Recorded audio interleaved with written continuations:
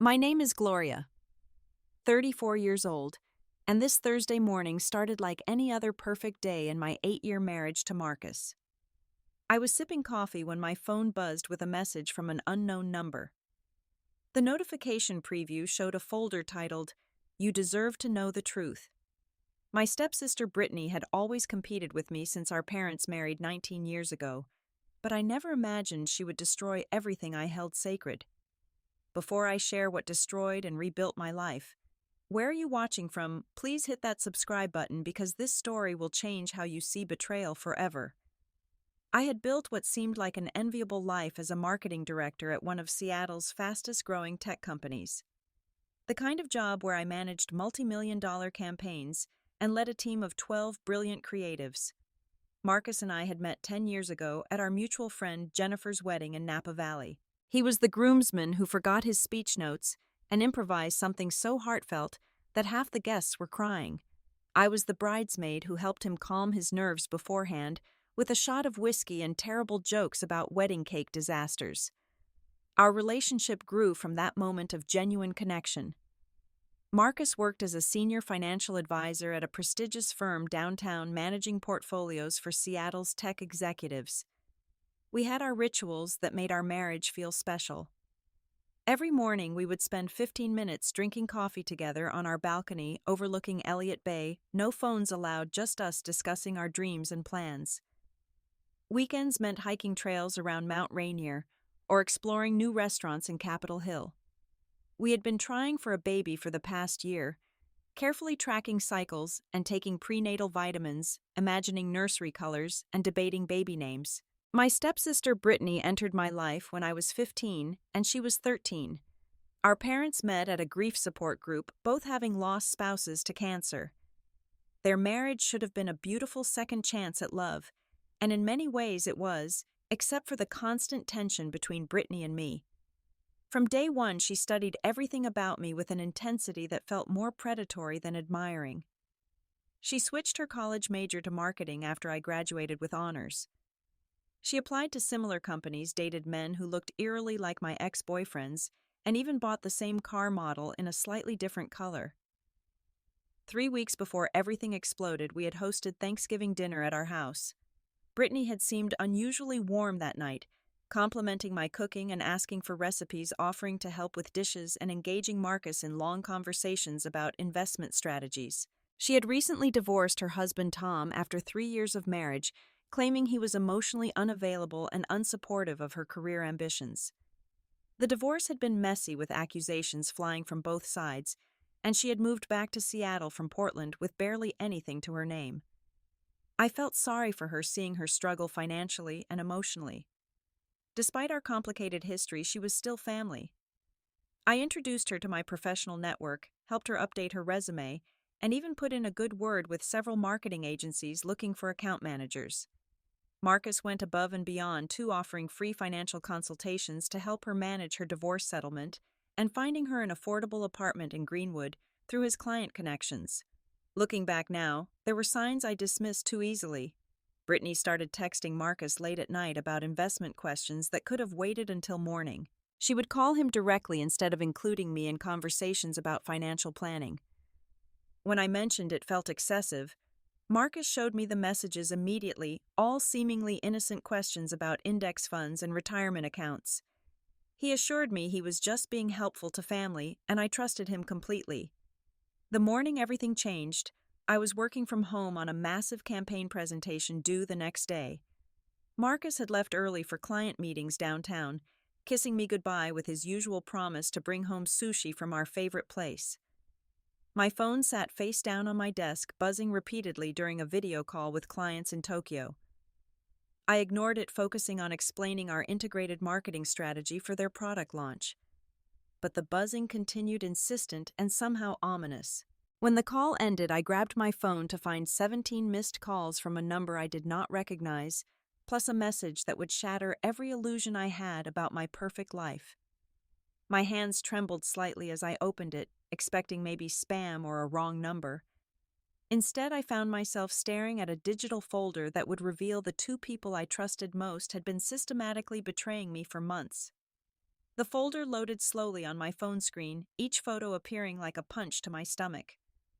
70 photographs methodically organized by date documenting 4 months of deception I had been too blind to see. The first photo showed Brittany and Marcus at a coffee shop I did not recognize, dated back to July when I had been traveling to New York for a major client pitch.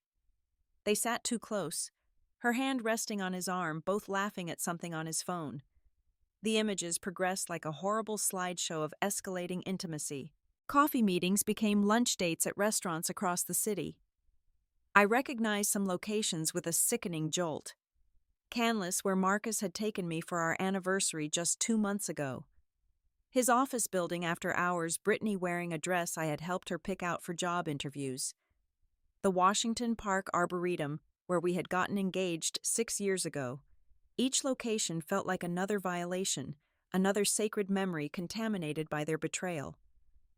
Photo number 37 made me drop my phone completely. They were kissing in what I recognized immediately as the lobby of Brittany's apartment building. Marcus still wore his wedding ring, catching the light as his hand tangled in her hair. The timestamp showed 11:43 p.m. on a night he had told me he was working late on quarterly reports for an important client. I had sent him a supportive text that night with heart emojis telling him not to work too hard.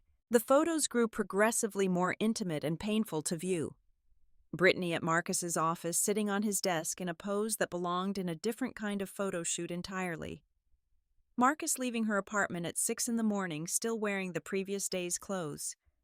The two of them shopping together at University Village, him carrying her bags like a devoted boyfriend. Her wearing a necklace I had never seen before, touching it in every subsequent photo like a trophy. Photo 51 nearly made me physically sick. They were in my bedroom, our bedroom, on the new sheets I had bought just last month. The timestamp showed it was during the 3-day conference I had attended in San Francisco.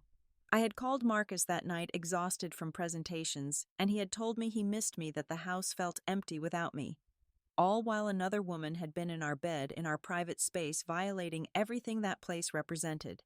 My body reacted before my mind could process it all. I ran to the bathroom, barely making it before getting violently ill. My whole body shook as I sat on the cold tile floor, phone still clutched in my hand, unable to stop scrolling through the remaining images. Each one revealed new layers of their deception, new lies. Marcus had told new manipulations from Brittany.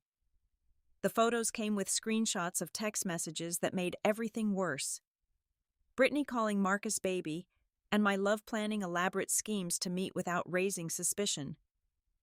Marcus responding with equal enthusiasm, complaining about having to be careful about me getting suspicious lately. One message from Brittany made my blood run cold. She is too trusting and honestly kind of pathetic. She actually thinks I need her help finding a job. The response from Marcus was just a series of laughing emojis. There were conversations about the future that felt like reading someone else's life.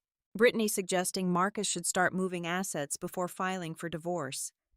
Marcus saying he needed to wait for his annual bonus first. Brittany sending him properties they could look at together once he was free. Marcus promising soon baby, just a little more patience.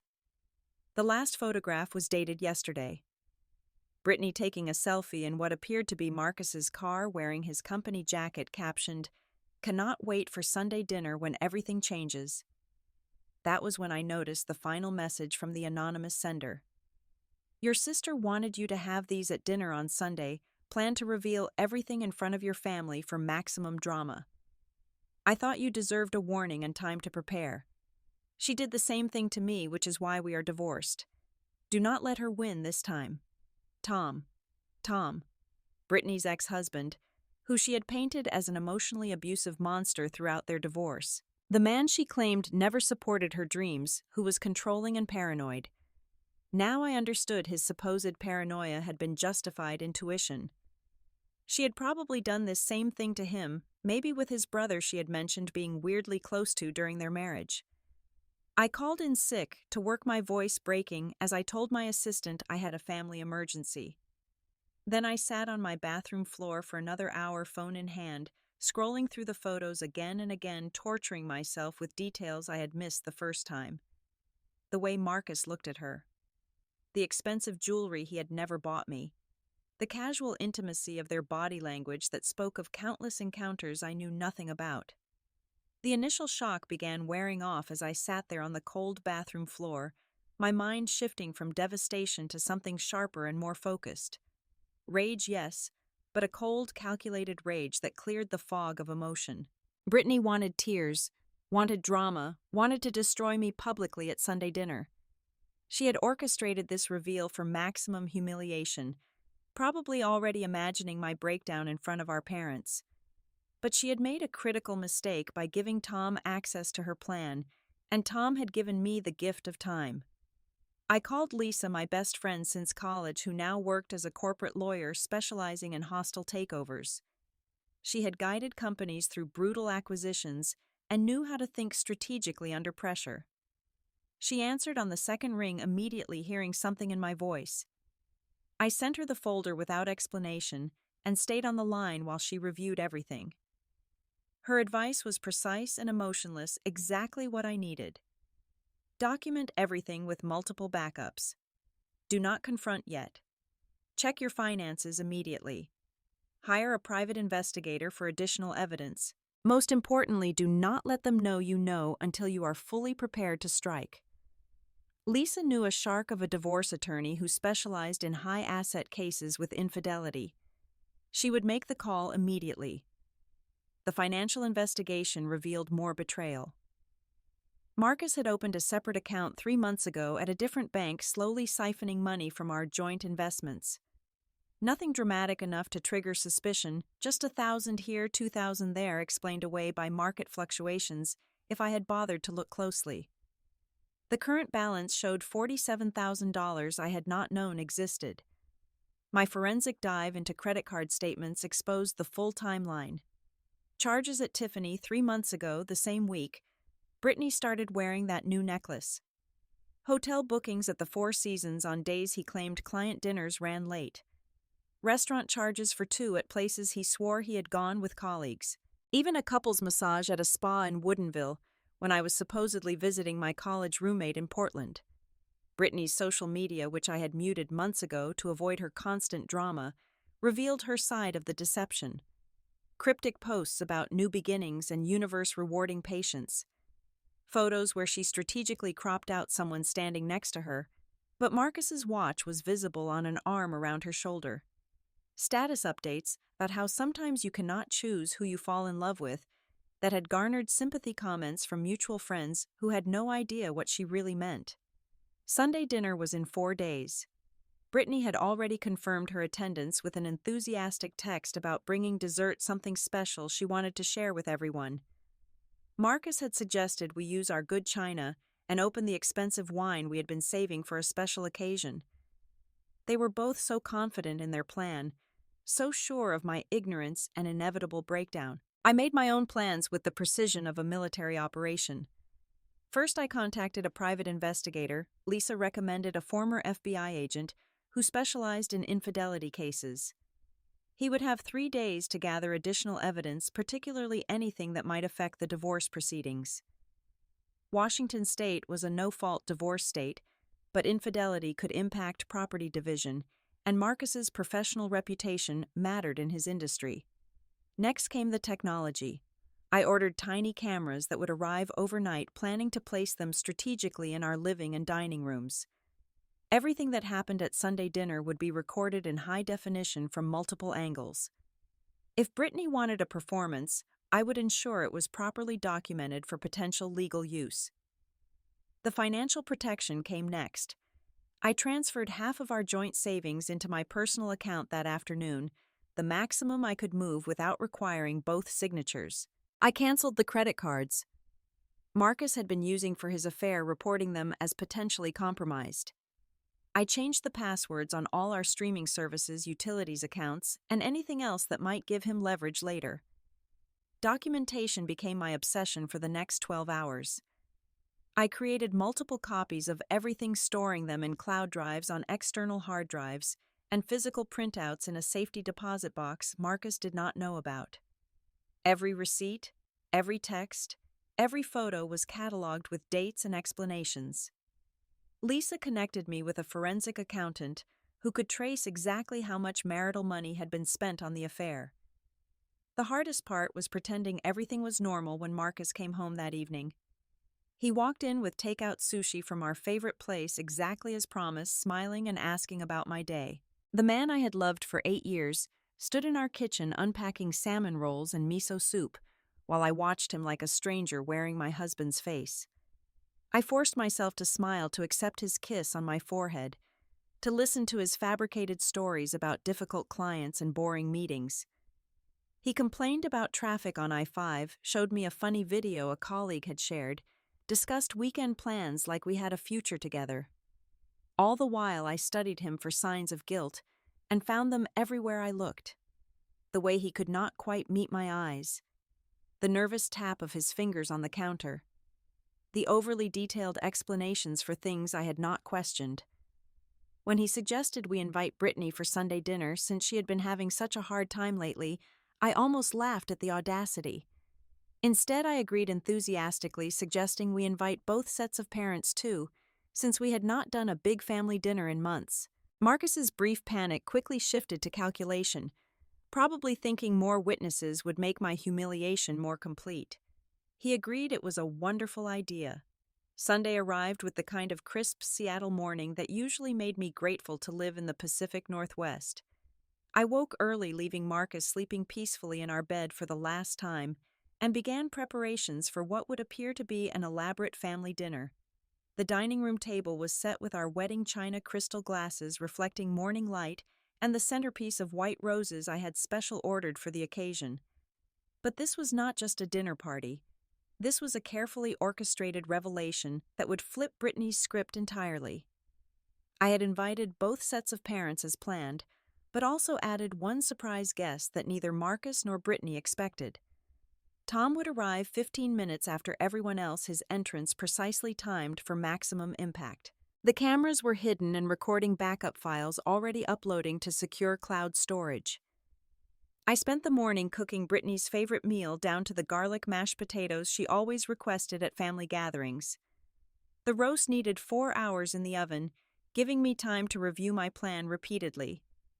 Every word I would say, every revelation timed perfectly, every exit strategy considered. Lisa was on standby with the divorce papers ready to send them electronically the moment I gave the signal. Marcus finally emerged around noon, showering me with compliments about the amazing smells from the kitchen. He offered to help, but I assigned him simple tasks like selecting wine and arranging appetizers, keeping him busy, but not involved in anything important.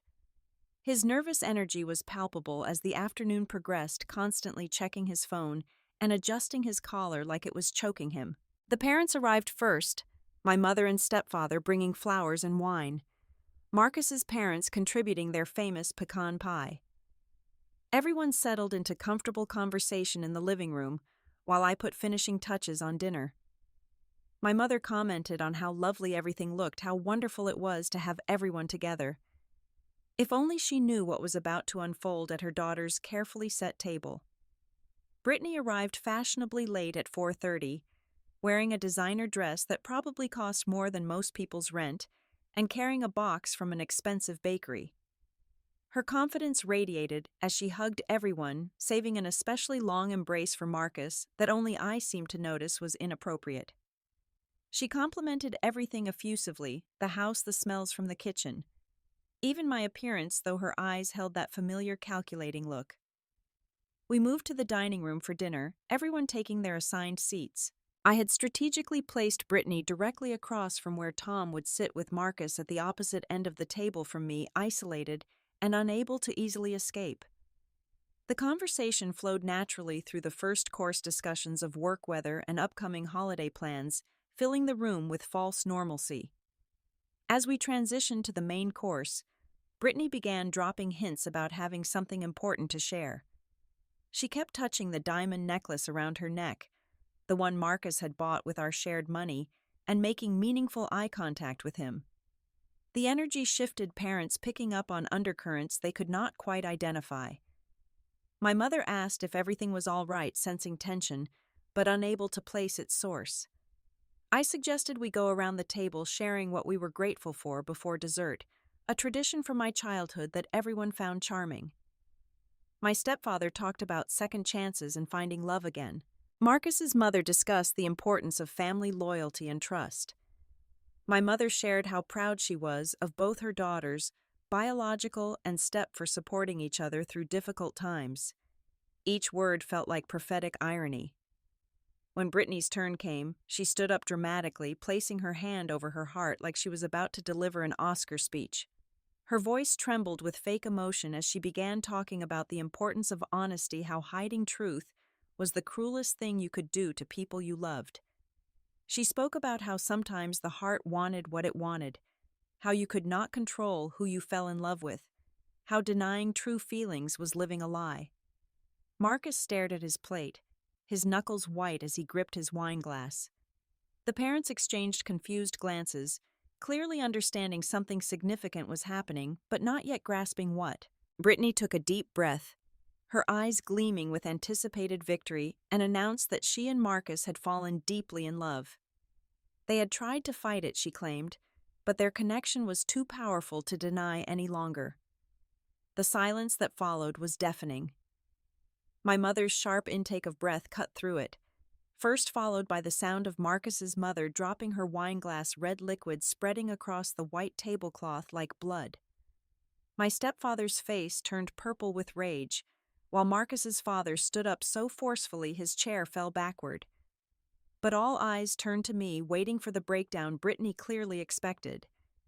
Instead, I calmly took a sip of wine and said the words that shifted everything. I know. I have known for days, actually. Would you like to see the evidence they thought they had hidden so well? The doorbell rang at that precise moment. I excused myself to answer it, returning with Tom, whose presence drained all color from Brittany's face. He took his seat across from her with quiet dignity, while I retrieved the folder of photographs from the sideboard where I had strategically placed them. I passed copies around the table like I was distributing a business presentation, which in a way I was. The parents' reactions ranged from horror to fury as they viewed image after image of the betrayal. My mother stood up and walked over to Brittany, and for a moment I thought she might embrace her. Instead, she said in a voice cold enough to freeze blood that Brittany was no longer welcome in her home or life. She had taken her in as a daughter, loved her despite the challenges, and this was how she repaid that love. Tom's contribution was devastating in its simplicity. He explained how Brittany had conducted an identical affair with his brother during their marriage, following the same pattern of manipulation and planned revelation. He had evidence of that too, which he had brought at my request. The pattern was clear and undeniable. This was not about love, but about conquest, about taking what belonged to others, about the thrill of destruction. Marcus's parents' disgust was perhaps the most satisfying to witness. His mother, a woman who had welcomed me as the daughter she never had, walked over to Marcus and removed the family heirloom watch from his wrist. It had been his grandfather's, passed down through generations to the eldest son. She said he had proven himself unworthy of carrying the family name forward with honor. His father added that Marcus should find somewhere else to stay that night and going forward. I then directed everyone's attention to the living room television, where I had prepared a presentation of additional evidence: the credit card statements showing money spent on Brittany, the secret bank account, the hotel receipts, the timeline of lies mapped out with brutal efficiency. But the most damaging were the text messages displayed in large font for everyone to read, where both Marcus and Brittany mocked me, called me pathetic, and planned their financial future with my resources. Brittany's mask finally cracked completely. The sweet victim persona vanished as she turned on me with vicious fury. She screamed that I had always thought I was better than her, with my perfect job and perfect husband and perfect life. She had wanted to prove that none of it was real, that Marcus preferred her, that she could take anything of mine whenever she wanted. The admission was caught perfectly on my hidden cameras. The complete destruction of their plan triggered a chain reaction neither Marcus nor Brittany had anticipated. While everyone sat in stunned silence absorbing Brittany's confession, I pulled out the manila envelope I had hidden beneath my placemat. Inside were the divorce papers Lisa had prepared, which I placed in front of Marcus with the same calm precision I used when closing million-dollar marketing deals. He looked at them with confusion that quickly turned to panic as he realized the implications. But the legal documents were just the beginning. I informed Marcus that his employer would be receiving a package Monday morning detailing his ethics violations, specifically how he had used confidential client information to impress Brittany with insider investment tips. The cameras had caught his face draining of color as he realized I had evidence of him accessing restricted portfolios and sharing privileged information during their pillow talk sessions. In financial services, such violations did not just end careers, they triggered SEC investigations. For Brittany, the professional consequences were equally severe. The CEO position she had been so excited about, the one where I had provided a glowing recommendation, would be withdrawn first thing Monday. I had already called my friend who ran the company explaining the situation with evidence attached. Furthermore, every marketing executive in Seattle would receive a careful warning about her tendency to pursue married colleagues and create hostile work environments. Her reputation in our industry would be permanently tainted. The financial untangling happened in real time as I explained what I had already set in motion. The $47,000 Marcus had hidden was already frozen flagged for investigation as marital assets moved without consent. The credit cards he had been using were canceled. His access to our joint investment accounts was revoked. The automatic deposits from his paychecks would be redirected to an escrow account pending divorce proceedings. Even the car he drove, which was in my name for insurance purposes, would need to be returned immediately. Tom stepped forward then with his own contribution to their downfall. He had compiled a detailed dossier on Brittany's pattern of predatory behavior, including sworn affidavits from 2 other women whose marriages she had deliberately targeted. He had created a website tastefully done but devastating in its thoroughness, documenting her history for anyone who might Google her name in the future. Future employers, future romantic partners, future anyone would see exactly who she really was. The social consequences began immediately. Marcus's phone started buzzing with messages as Tom's strategic social media posts went live, tagging mutual friends and colleagues who deserved to know the truth. Several clients Marcus managed were friends of mine from the tech industry, and they were already requesting transitions to new advisors. His carefully cultivated professional network was collapsing in real time, each notification on his phone.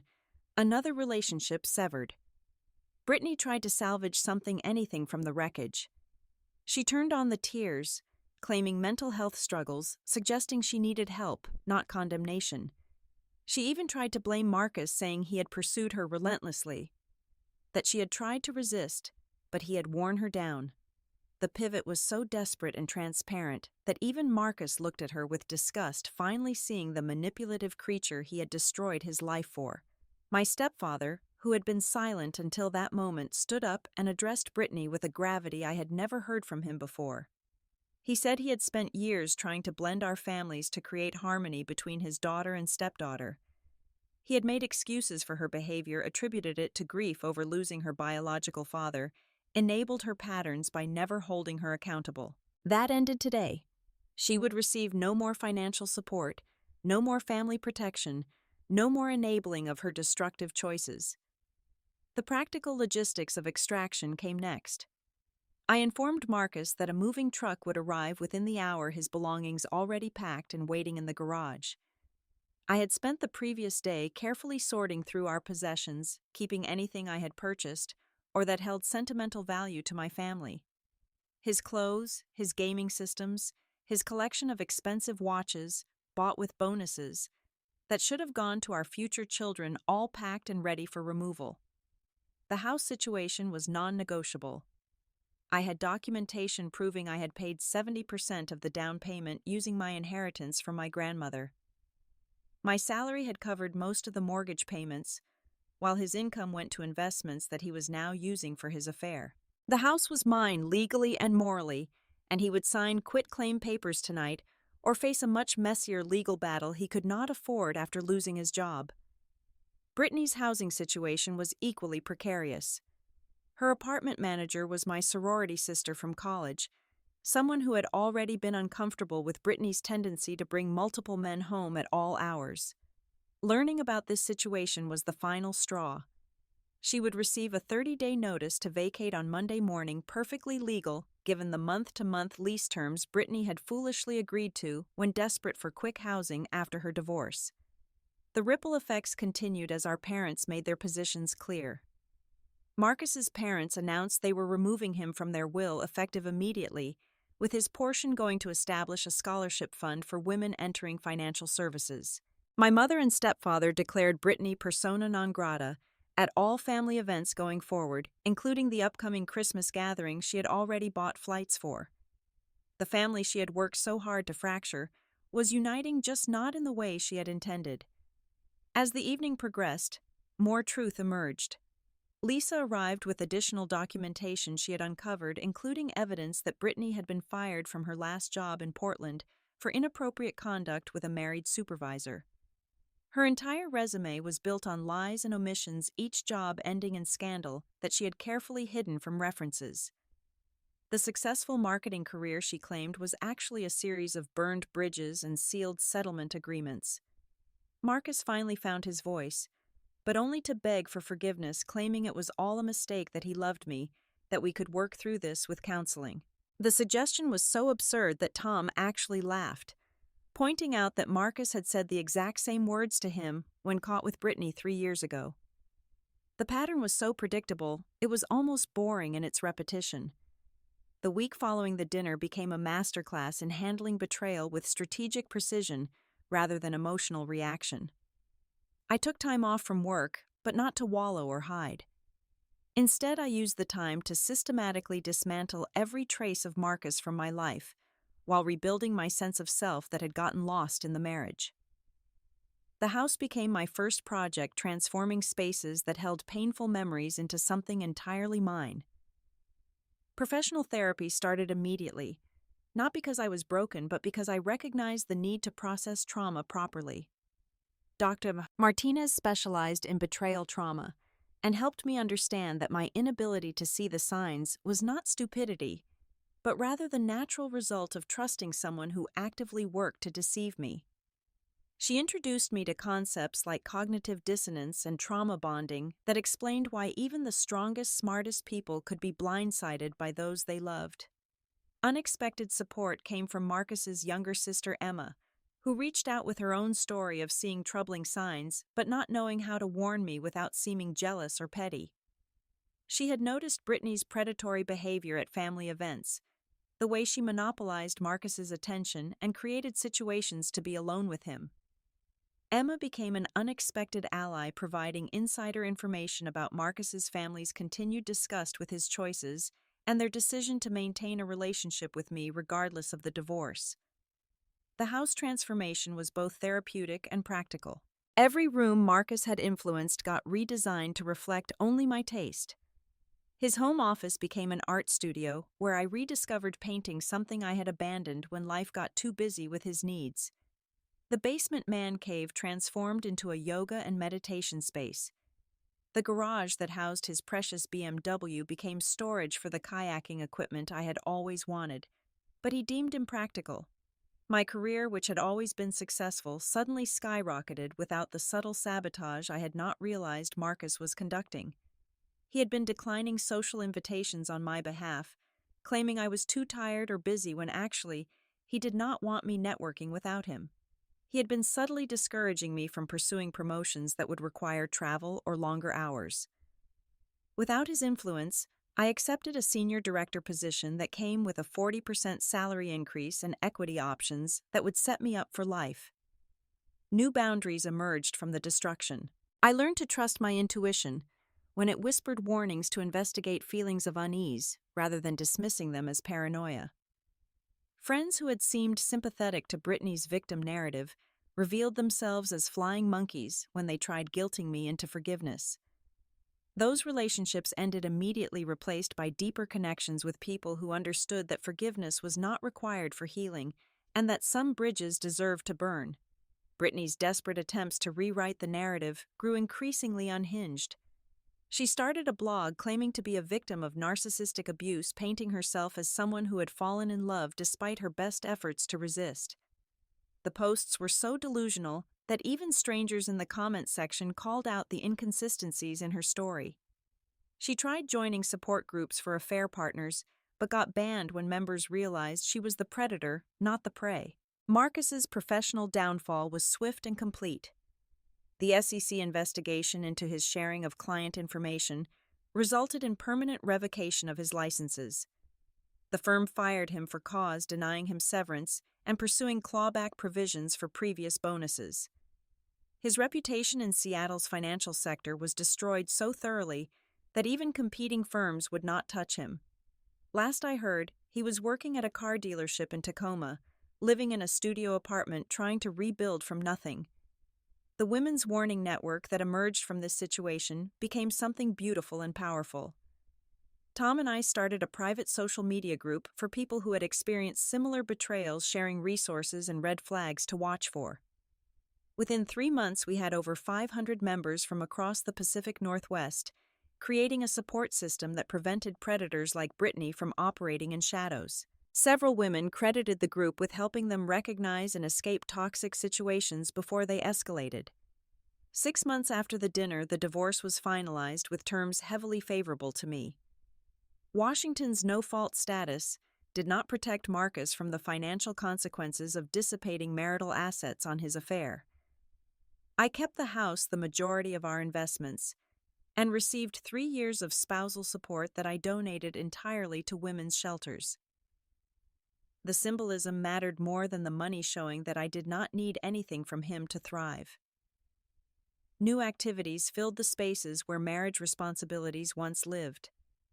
Salsa dancing lessons introduced me to a community of vibrant, joyful people who celebrated movement and connection without agenda. A hiking group for professional women became my weekend ritual, exploring trails Marcus had always deemed too challenging while building friendships with ambitious peers who understood both career demands and personal boundaries.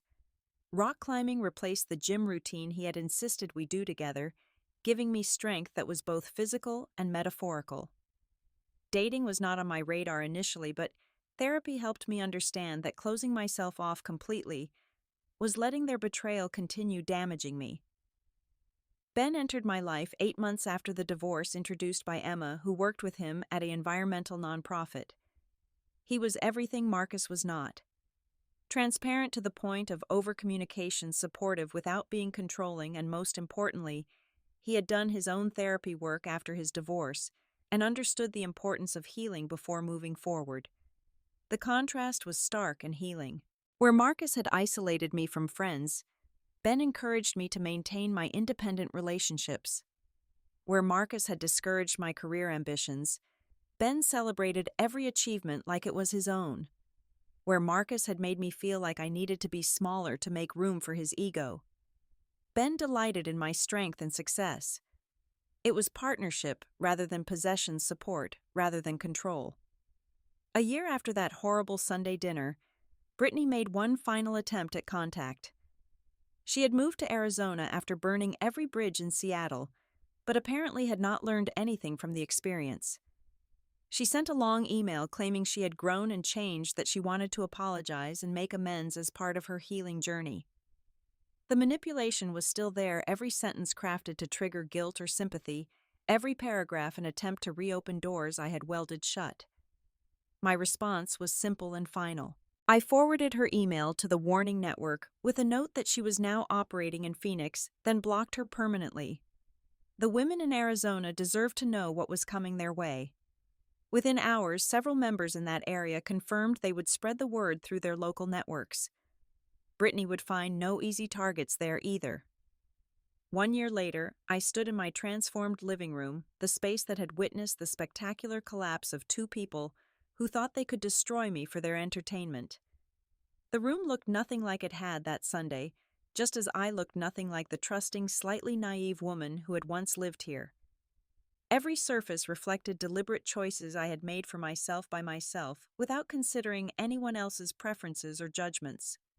My company had launched 3 months ago, a boutique marketing firm specializing in campaigns for women-owned businesses and nonprofits, supporting betrayal trauma survivors. The client list read like a who's who of Seattle's most innovative female entrepreneurs. Women who understood that success was the best response to those who tried to diminish us. The firm already employed 6 people, including 2 women from our support group, who had lost careers after their own marriage betrayals, but possessed brilliant creative minds that just needed opportunity. The relationship with Ben had evolved into something I had not thought possible after Marcus.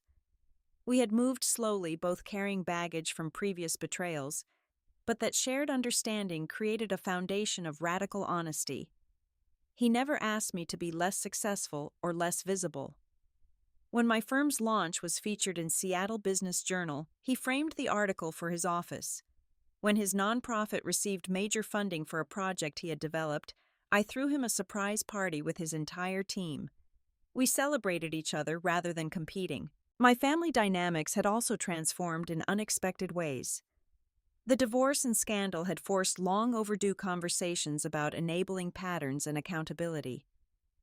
My mother finally acknowledged how she had always made excuses for Brittany's behavior, choosing false harmony over addressing real problems. My stepfather entered therapy to understand his role in creating an environment where Brittany believed consequences never applied to her.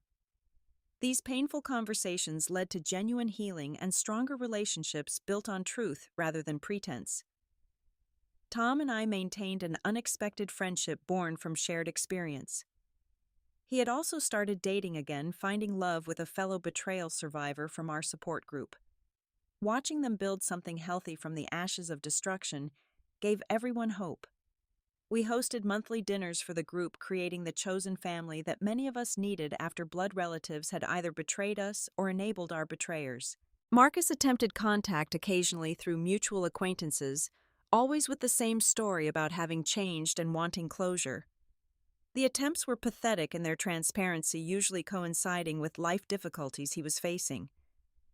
When his new relationship imploded after his girlfriend discovered his history, he tried claiming I had ruined his chances at happiness. When he lost another job due to failed background checks, he suggested I owed him help since we had once promised for better or worse. Each attempt got blocked and documented, building a harassment case if legal action became necessary. Brittany's path was equally predictable.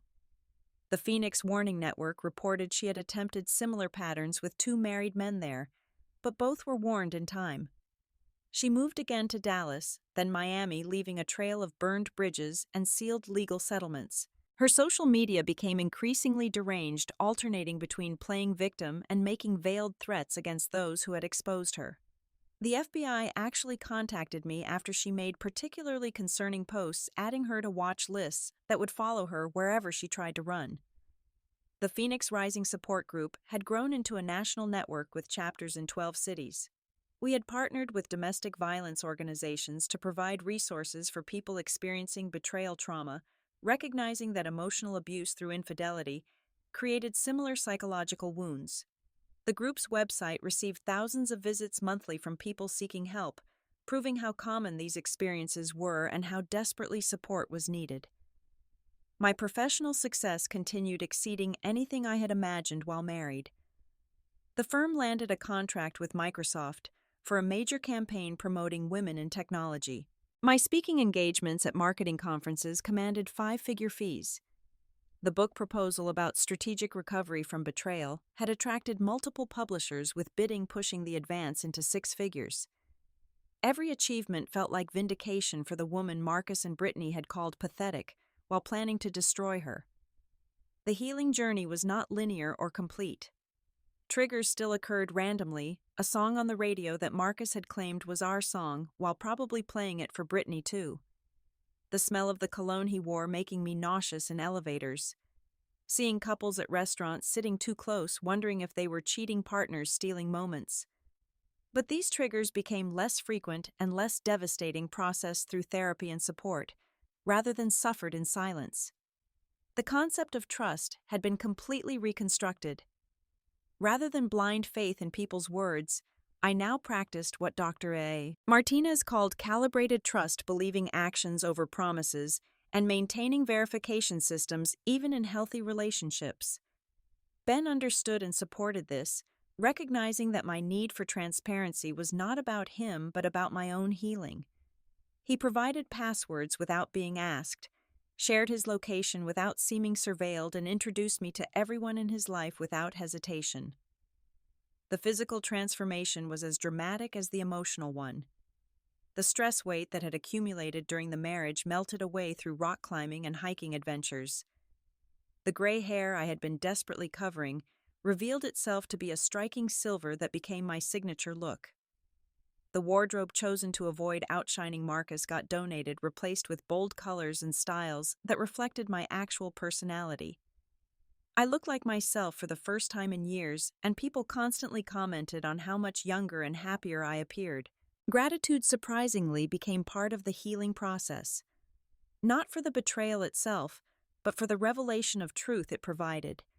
Marcus and Brittany had done me an inadvertent favor by showing their true selves so dramatically.